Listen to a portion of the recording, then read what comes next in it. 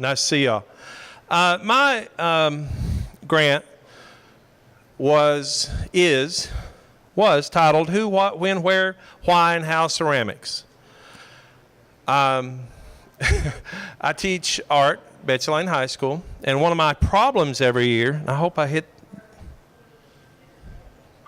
Okay, thank you so much. Go ahead and hit her. Okay, the problem that I have a lot of times is just having the funds for the fun. And I realized a little bit too late I sent them the wrong PowerPoint because there's going to be a couple little things on here that I didn't include. So funds for the fun, they were basically materials for the hands-on. And so with ARI, KVEC, this grant has provided some awesome hands-on learning, and then some of the rewards, definitely rewards, of course. We get to explore, the kids do. They get to learn, practice, create individual artworks, all of it hands-on. Now, something I forgot on this was that, of course, there's some history involved in this, and part of the ARI grant was to order some ceramic art history, which I myself knew very little of. And so as we were learning about ceramics, we also learned about the history of ceramics. Some of the things, and I should have put this at the end, but I'll go ahead and go over it now. The kids, through this, they gain confidence. Hey, clay is fun. Playing with mud takes you back to grade school earlier. And it's a new medium for most of them. Problem solving, it's kind of difficult when you get a mass of, or a block of clay in there and your teacher says you're going to make a coil pot. Of course, we learned the technique. Or you're going to make a slab construction, and I've got pictures of these. So it's problem solving. It helps the kids with perseverance and focus. A lot of times, especially, and you all know, something lasts more than 2 days, the kids are ready to go on. But like if they start making this beautiful ceramic pot or pinch pot or slab, and it might take a week. And this, by the way, lasted about a 9-week period. We did it the second semester of school. And so the kids had this whole 9 weeks to work with clay and to learn about clay and ceramics. So nonverbal communication. I don't know.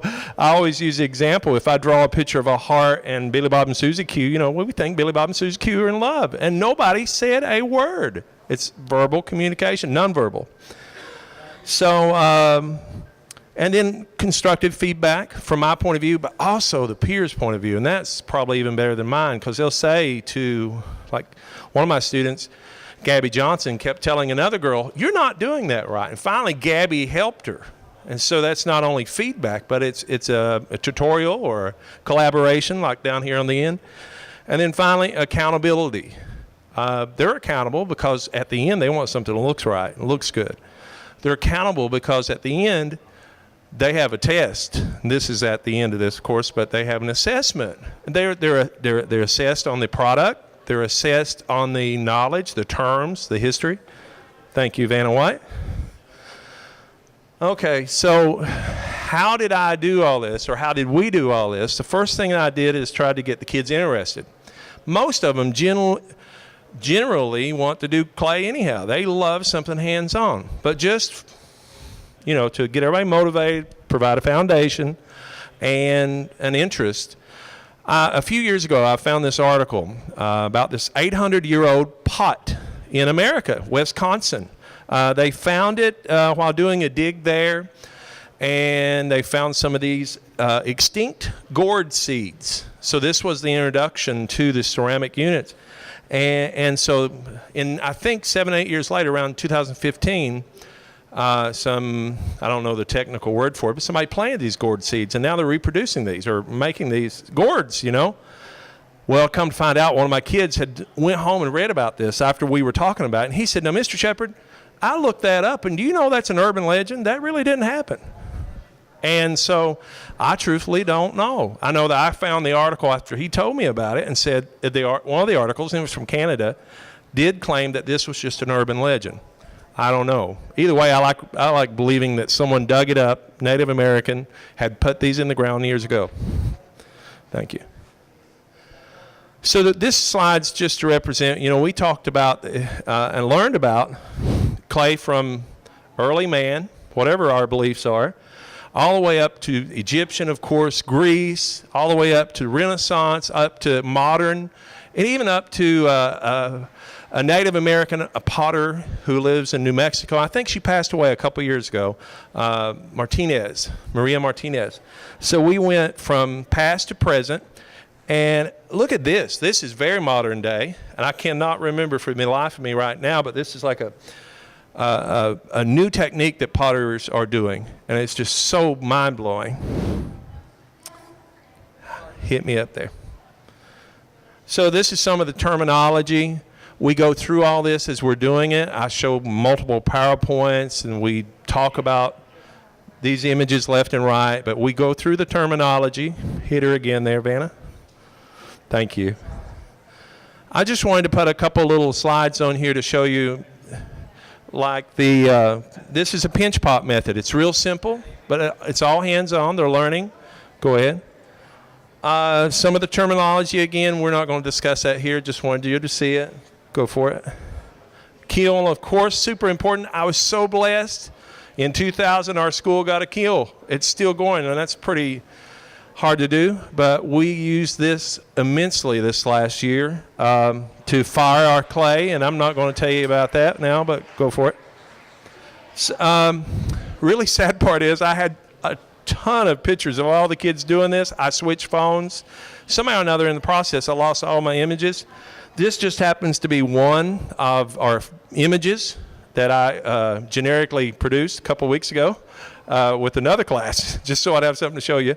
But this is called Bisqueware. It's been fired once. It kind of looks like biscuits, like before you bake them. And so I don't know if that's why it's called Bisqueware, but I remember it because it looks like biscuits. And this is that same class, some of their work. This is down in the kiln. This is after glaze has been added and it's fired or baked, but fired is the terminology. Go for it.